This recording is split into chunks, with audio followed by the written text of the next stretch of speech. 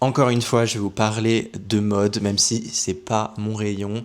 Mais qu'est-ce que j'y peux? La créativité, c'est ce qui me fait vibrer, donc on va parler. Hier, c'était le défilé Dior et comme vous l'avez certainement vu, le logo a changé. Enfin, changé. Disclaimer, si je dis des bêtises, vraiment, je me ferai un plaisir d'en apprendre plus dans les commentaires. Donc reprenez-moi avec grand plaisir. La maison Dior, c'est l'une des plus grandes maisons de luxe en France et au monde. Donc j'ai été sur le site LVMH pour en apprendre un petit peu plus sur ce qu'est la maison Dior, mais aussi sur Christian Dior lui-même. Et il y a des notions dans les citations de Christian Dior qui reviennent souvent. Celle du rêve, de la passion et de l'évasion. Si vous avez déjà vu certaines de mes vidéos, vous savez que je porte un amour un peu spécial pour Jonathan Anderson. Je trouve qu'il y a un véritable amusement, un jeu avec l'enfance et un message de liberté dans toutes ses créations. Je pense qu'au vu des notions que j'ai cherchées, Jonathan Anderson est le choix parfait pour la maison Dior et je pense que la transition est toute faite pour vous parler du nouveau logotype. Alors tout d'abord, il faut savoir que la typographie historique du logotype de Dior s'appelle la Nicolas Cochin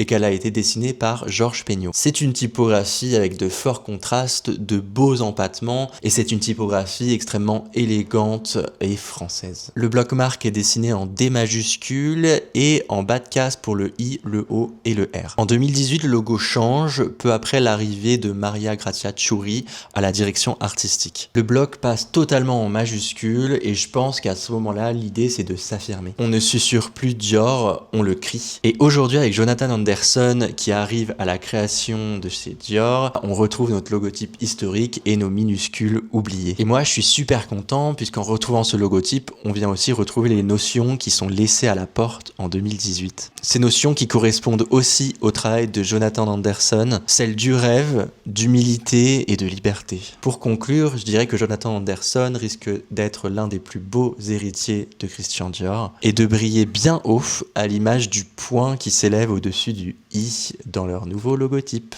Des bisous.